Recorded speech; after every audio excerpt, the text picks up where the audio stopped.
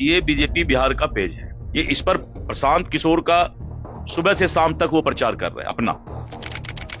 तो हमने साइबर थाना में इसका लिखित शिकायत दिया है। कुछ पढ़े लिखे हो? जी मैं ज्यादा नहीं, लेकिन अकल है। अकल है।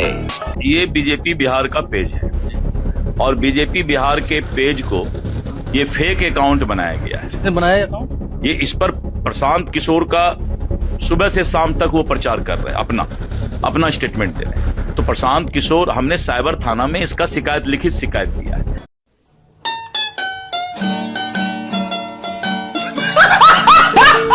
इसको कहते हैं नीम हकीम खतरे जान। दिलीप जायसवाल को अपने जीवन में सोशल मीडिया का कुछ आइडिया है नहीं।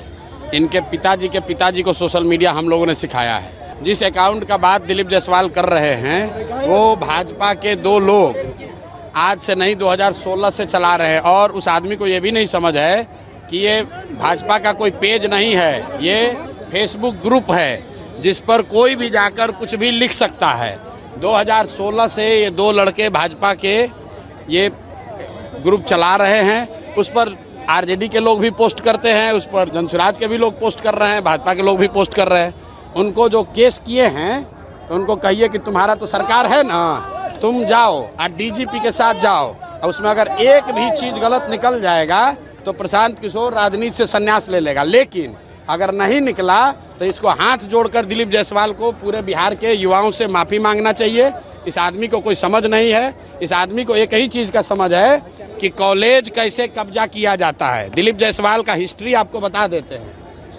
दिलीप जायसवाल का हिस्ट्री ज़रा सुन लीजिए। सीमांचल में माइनॉरिटी के मेडिकल कॉलेज में ये व्यक्ति कैसे उस कॉलेज को इन्होंने गलत तरीके से कब्जा किया हुआ है, उसकी जांच होनी चाहिए।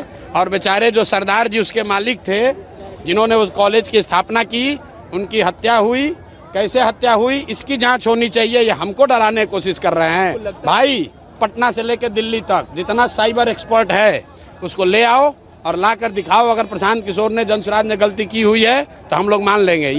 ये इसको कुछ आइडिया है नहीं, किसी ने बता दिया कि अरे भैया ये भाजपा के ग्रुप में जनसुराज का मैसेज है। तुम भाजपा के ग्रुप में जनसुराज का आदमी नहीं लिखेगा।